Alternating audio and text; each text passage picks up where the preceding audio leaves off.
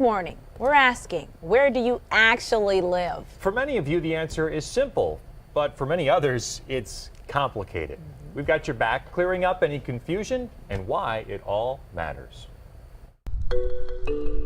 This is Heather Dayton. She's like a lot of people in the metro. We have an Edmond address, so our address is Edmond, Oklahoma. All of our utilities are Oklahoma City, but we're actually in the Deer Creek school district. It's still confusing to this day. We've been here 8 years almost. It can be rather confusing. Her mail says she lives in one city, but a different city covers her utilities. There are gray areas like this all over the metro. For example, the 73099 zip code has a Yukon mailing address, but is partially in the Oklahoma City limits. Same with 73013 and 73012. Edmond mailing addresses, but partially in OKC.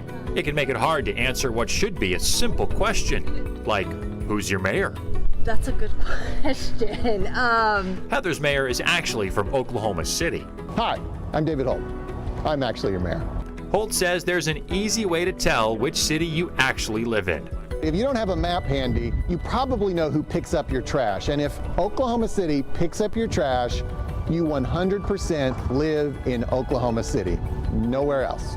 At this point, you may be wondering, why does this even matter? Well, as more people move into the Oklahoma City limits in places like this, where there would be an Edmond mailing address, there will be even more confusion about where people actually live.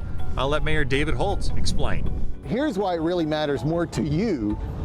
You can't vote in a suburban election if you actually live in Oklahoma City, even if you feel emotionally like you live in that city. You can only vote in the city in which you live, and we need people to fully participate in the democratic process that occurs here in Oklahoma City.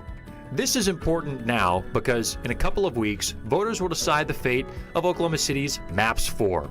Nearly $1 billion worth of projects are at stake, and voters like Heather, even though her mail says Edmond, will have a say. In Oklahoma City, Chris Stanford, Fox 25 News. So that Maps 4 vote is December 10th, less than 3 weeks away now. Heather, who I talked with for this piece, had no idea that she could vote in that election.